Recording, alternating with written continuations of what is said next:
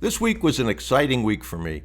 We launched Bruce Whipple's Pantheon. That's my version of Hall of Fame. You can go over to brucewhipplepantheon.com and you can see the first inductee. Really honored to have Gabriel as the first inductee into the Pantheon. You'll hear his story. You'll also see the criteria for being considered to the Pantheon. We will put people up there on a regular basis. And yes, you get a real plaque as part of the Pantheon, as you'll see there. But certainly look at the interview that was done with Gabriel. A lot of great lessons in that, a lot of powerful lessons.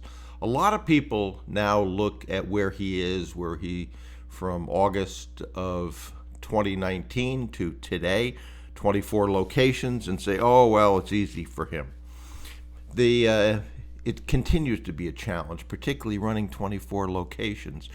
But he was a good student.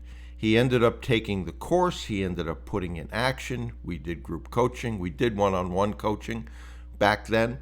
I have worked with him consistently since then, as you'll hear in that interview that's on the Pantheon, a recent one. Again, there was a previous one I did, but this is a recent one. And he goes through some of the struggles he had. When you think about where he is now, and you think about that he had 14 LOIs that blew up and didn't go anywhere during COVID, most people would have quit.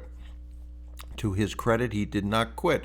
He had letters that worked great pre the pandemic, and then nothing really happened for a year, but he continued to go on, make adjustments, keep pushing, et cetera, et cetera.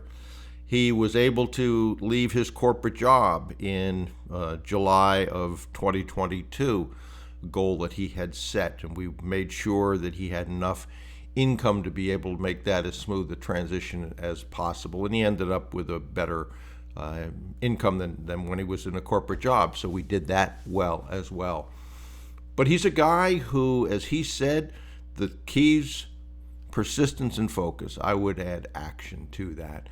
So I'd like you to think about what he's been through, what he's accomplished, how he did it. You can learn, as I said, a lot of lessons from Gabriel and from that interview we did. Now, if you're curious about how can you get into it, just go over, take a look. There's an application there, fill that out.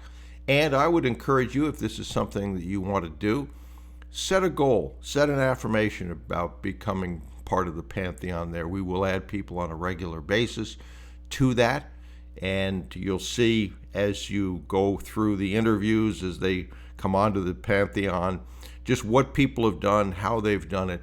Tons of lessons that can be learned from people who have been successful in this, and there's been a lot of people that have. But as Gabriel said, it's not for everybody. You will make sacrifices.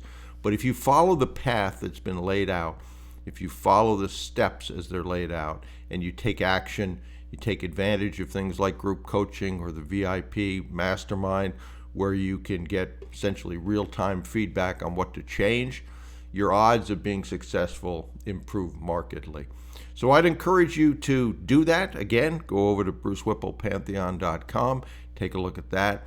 If you're still wondering about how to start conversations, go over to brucewhipple.com, grab the free course, the Conversation Starters, and if you want to go there directly, it's just brucewhipple.com/free course.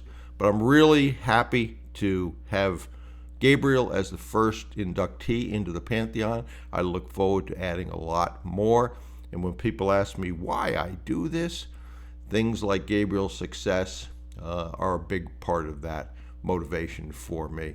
This has been good for me, this process, and to be able to pass it on to people that can implement it and achieve goals sometimes that they didn't think they could achieve is a real treat for me. So I will continue to do this, and like anything else, you end up having to put the work in, make sacrifices. We've talked about that, but in the end, that work and those sacrifices are certainly worth it the way I view it.